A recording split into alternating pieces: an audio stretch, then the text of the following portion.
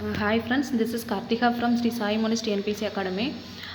நம்ம சேனலில் வந்து டெய்லி ஒரு திருக்குறள், தினம் ஒரு திருக்குறள் அப்படின்னு சொல்லிட்டு வீடியோ போட்டுட்ருக்கோம். இன்றைக்கி வந்துட்டு 4வது திருக்குறள், ஓகேவா? இதுக்கு முன்னாடி வரைக்கும் நம்ம 3 திருக்குறள் பார்த்துட்டோம். இந்த 4வது திருக்குறள் வந்துட்டு எக்ஸ்பிளைன் பண்ணிவிட்டு அதுக்கப்புறம் நம்ம அந்த 3 திருக்குறளையும் சேர்த்து ஒரு தடவை ரிவைஸ் பண்ணிக்குவோம், ஓகேவா? ஓகேப்பா, இன்றைக்கி பாருங்கள் என்ன திருக்குறள் அப்படின்னு. அன்பு ஈனும் ஆர்வம் உடைமை, அது ஈனும் நண்பு என்னும் நாடா சிறப்பு. அதாவது அன்பு ஈனும் ஆர்வம் உடைமை, அது ஈனும் நண்பென்னும் நாடா சிறப்பு. அதோட பொருள் என்ன அப்படின்னா, அன்பு பிறரிடம் பற்றுள்ளம் கொள்ளச் செய்யும் அந்த உள்ளம் நட்பு என்னும் பெரும் சிறப்பை உருவாக்கும். அதாவது என்ன சொல்கிறாங்க அப்படின்னா, இப்போ ஒருத்தர்கிட்ட போய் நீங்கள் அன்பாக பேசுனீங்க, அப்படி யாருன்னே தெரியாது, பட் வந்து நீங்கள் போய் ஒரு அன்பாக பேசுகிறீங்க, என்னப்பா அப்படின்னு சொல்லிட்டு பேசும்போதே அவங்க என்ன செய்வாங்க, இப்போ அன்பாக பேசுகிறாங்க அப்படின்னோடனே அடுத்த என்ன ஆகும், உங்ககிட்ட வந்துட்டு ஃப்ரெண்ட்ஷிப் வச்சுக்குவாங்க, ஓகேவா? ஸோ நம்ம அன்பு உள்ளம் வந்துட்டு நட்பு அப்படின்ற ஒரு பெரும் சிறப்பை வந்துட்டு உருவாக்கும் அப்படின்னு சொல்லிட்டு திருவள்ளுவர் சொல்கிறாங்க, ஓகேவா?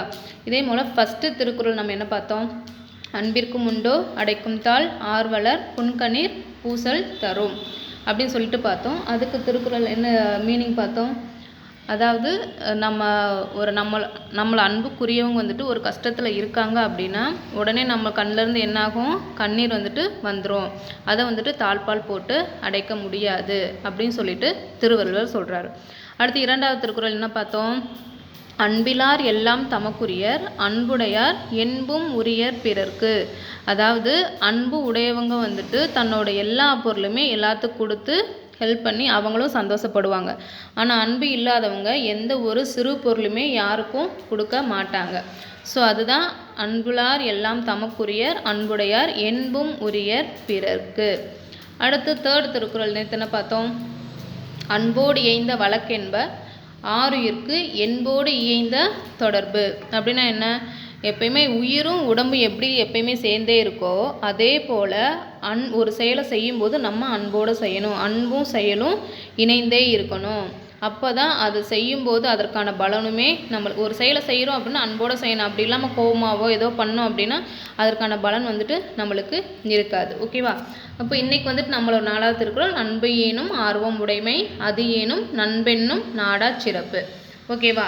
அன்பு வந்து பிறரிடம் பற்றுள்ளம் கொள்ள செய்யும். ஒருத்தவங்ககிட்ட நம்ம அன்போடு பேசினா அப்படின்னாலே வந்துட்டு இன்னொருத்தவங்ககிட்ட அட்ராக்டிவ் ஆயிரும். அப்போ என்ன செய்வாங்க, அவங்க வந்து நம்ம கூட ஃப்ரெண்ட்ஷிப்பாக இருந்துக்குவாங்க, ஓகேவா? அதுதான்.